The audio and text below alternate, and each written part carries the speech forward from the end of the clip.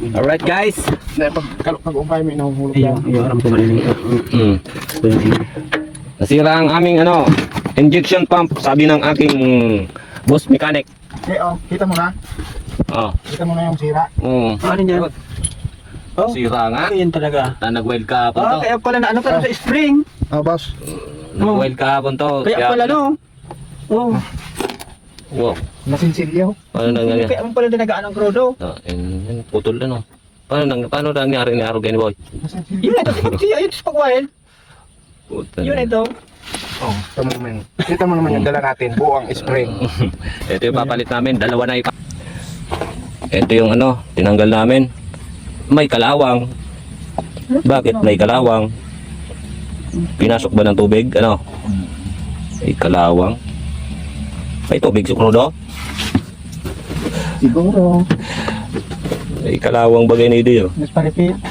Hindi ka ini nagkrudo na may tuwag. May krudo. Ay, may tubig ng krudo.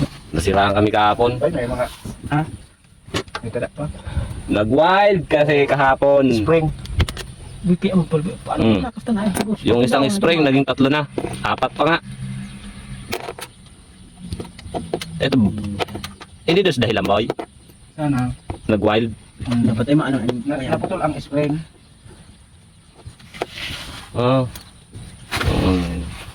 Mga bubog.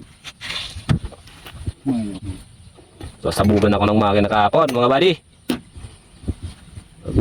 Nag-wild yung aking makina. Ito nangyari. Putol pala yung spring ng injection pump. Alright guys, ayan na po, binabalik niya na. Testing na. Testing. Manigay kung may magkupit na yung sapat na yun. Okay. Salamat. Testing natin. Rekta na. Wala na susi-susi. Karnaper. Magre-rect. Okay.